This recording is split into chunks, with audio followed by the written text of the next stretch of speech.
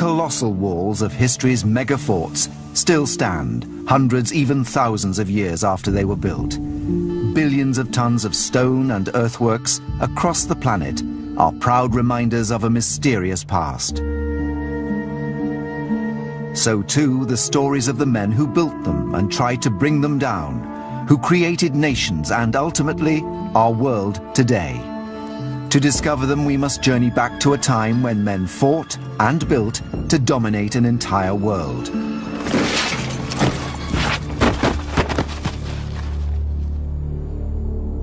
In 55 BC, Julius Caesar led a Roman invasion force of 80,000 highly trained soldiers deep into hostile territory. He wants glory. Glory is the great vote winner in Rome. And he also wants money. He wants loot. He commanded one of the greatest armies ever to take the field of battle. It is the classic army of all time. But Roman military might faced a great challenge: the Gauls. This was a formidable enemy. I mean, the Gauls were a sophisticated foe. On the battlefield, they were a match for the Roman army. 6 years of bloody battle had not brought a conclusive victory for either side. Caesar's troops, worn down, ground down, were still prepared to take the fight to the enemy. They were prepared to go through hell for Caesar. The Gauls also had a charismatic leader, Vercingetorix. He was fighting not for slaves or booty, but for his homeland. In 52 BC, the Gauls finally managed to come together under their leader Vercingetorix. They rallied at the hilltop fort of Alesia. Caesar's army surrounded the settlement, and the future of Europe hung by a thread. They'd run the fox Vercingetorix to ground. Both armies readied themselves for the final showdown. Caesar has to take Alesia, or everything he's achieved in the previous 6 years will probably crumble.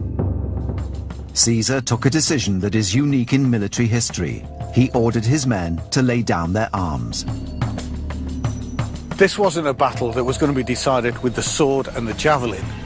This was a battle, and indeed a war and a country that was going to be won with the spade.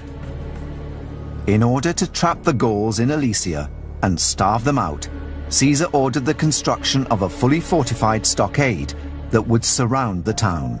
19 kilometers of defenses to be built in just 3 weeks. How was this extraordinary feat possible? The Roman army was an incredibly sophisticated, trained and drilled machine. A legion of 80 was divided into 10 contraburnia, or squads of 8 men. Within the squad, each man had a rotating daily duty.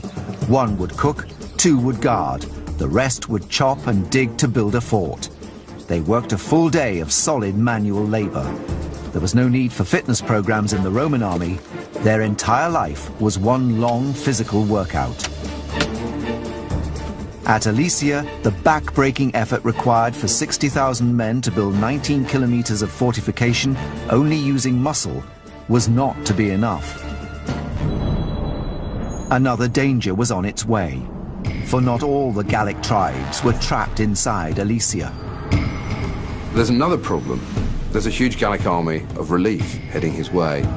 With up to 250,000 enemy reinforcements only 3 weeks' march away, Caesar had to move quickly. He has to build another huge wall facing outward. Having built one 19-kilometer wall in just 3 weeks, Caesar had only 3 more weeks to construct a second 21-kilometer wall, around 40 kilometers of defenses, in just 6 weeks, to create the largest donut-shaped fort in history. He's having to fight inwards and outwards. This is the hilltop fort of Alesia, and this is where the Gauls found themselves trapped by Caesar. And in an attempt to stop the Gauls gathering provisions and fuel, Caesar decided to build a wall around the outside of the fort at the base of the hill. However, the Gauls had managed to raise an army of reinforcements which was approaching from the rest of the country. And so to defend against this, Caesar had to build a second wall, a contravallation which went around the first wall, and effectively barricaded himself in between these 2 walls. And it's from here he successfully managed to defend the world's one and only ring-shaped fort, with enemies on the outside and enemies on the inside. A Roman fortification was more than just a wall. Layers of obstacles formed an intrinsic part of the defences. Ancient Discoveries is investigating the details of this integrated defensive system, and will test whether it was possible to build such a complicated fortress in the few weeks Caesar had. The mainstay of a Roman fort was its oak wood fence. Damien Goodburn is a leading expert in ancient wood construction.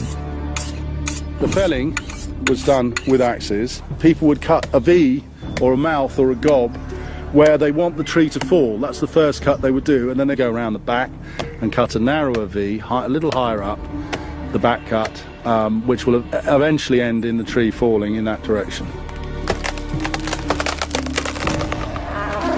The next task is to make the stakes that form the wooden walls, known as a palisade. These stakes are called pales. To make pales at speed, the Romans didn't use saws. They split the timber by hammering in tapered iron spikes. The split timber is quicker as long as you've got reasonably suitable material. But a Roman fortress was more than a wall. When you were building a castle, the objective was to put as many stumbling blocks in the way of the enemy. So you would start off, for instance, by building ditches around the outside. John Naylor is working with a team of experimental archaeologists. Today's test for these men is to try and build a section of palisade and trench the way that the Romans would have done it. We're trying to work out just how much this section of 8 men can do in a day. John can then calculate whether Caesar's 60,000 men could have built 40 kilometres in just 6 weeks, with the tools and equipment available. These aren't props. They're not fancy dress. These are real linen tunics, real caligae. Everything from their boots to the tools is just the way the Romans would have had it. So this is a serious attempt at a reconstructive experiment. Experimental archaeology at its best. We've got our 2 trenches and a wall. This layout is specifically designed to stop the enemy being able to approach that palisade. A palisade on its own, a man could stand on his horse's saddle and jump over. You need the trenches to make it all work. But that trench at 1.5 metres, 1.5 yards, it's a difficult jump, and a jump that a horse isn't going to like to make. Onto this. This is deliberately sloppy, soft. This berm is unsteady to land on in between. You try and jump from one into that middle berm, you end up in one of the ditches. Of course, a horse is not going to land on such a narrow gap as this. On into the second trench. This one's finished, it's full size, and it's already starting to fill with water. The trenches and mounds were further defended with sharpened stakes 2 metres long. By heating them, they get much, much harder. As hard as iron. These are good improvised spears. Stakes like this long, sharp at both ends, Caesar ordered to be placed into pits about a yard deep in a sort of checkerboard pattern in front of the defences. Then he got even more devious. In front of these, he got small iron spikes. These he put in shallower pits, maybe only 7 inches below the surface of the earth, then ordered that brush would be piled over the top. The Gauls came running along, plunged through the brushwood, and these spikes went through their feet. They were pinned in front of the Roman walls, where Roman archers could easily finish them off. Hideous, nasty, very effective. My style of warfare. As the sun sets on Alesia, 4 metres of fully fortified palisade are in place. We've got trench, berm, trench, bank, stakes, palisade. There's no way I'd want to attack that. Allowing for constant skirmishing and injury, the test gives an indication of how long it would have taken Caesar's men to do the job. The answer is an incredible 5 weeks and 5 days. The fort was fully erected before the enemy reinforcements arrived.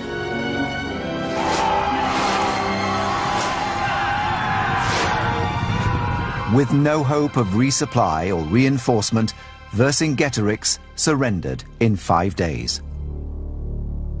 With such an extraordinary achievement under his belt, nothing could quench Caesar's ambition.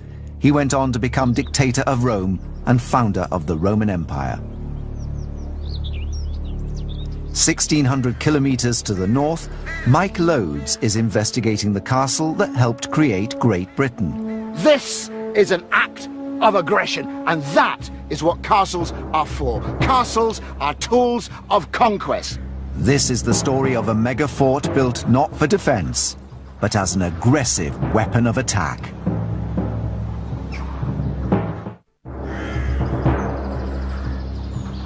The medieval British Isles were dominated by violence and aggressive conquest,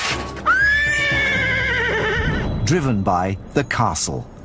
When we think of power struggles today, we think of power struggles between countries. In the medieval period, it's power struggles between little lords, great lords, and kings and princes, all of whom are vying to control as much land as possible. And the centrepiece for each lord is to have his stronghold, his castle.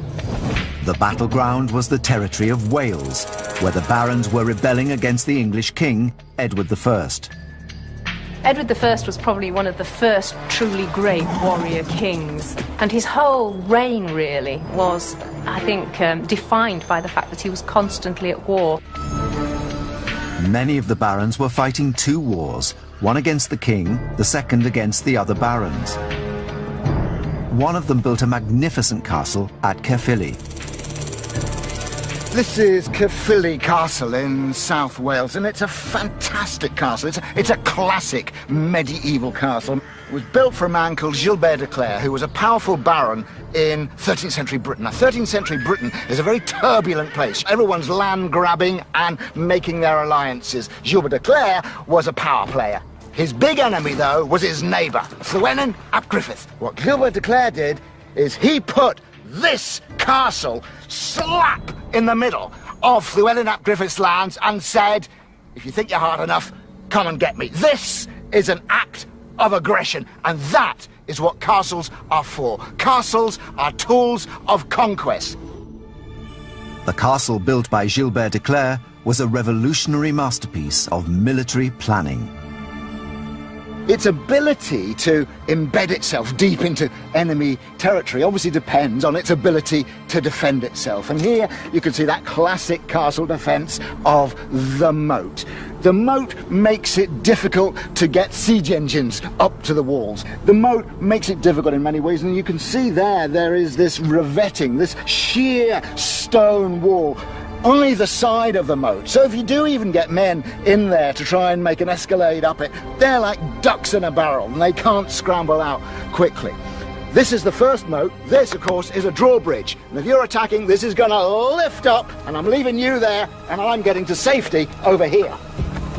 Even if Llewellyn ap Griffith's men could get across the moat, further pains awaited them on the other side. There are aspects of Caerphilly's defence that are as old as fortification itself. Things like these bastions, these buttress towers along the wall here. And what they do is not only do they strengthen the wall, but by jutting out like that, they give you enfilading. So with bows, crossbows, with spears, whatever weapons you've got, you can shoot across the line. So somebody coming up to that wall, there's no safe spot for them. Everywhere along that wall, there's somewhere where you can shoot at them or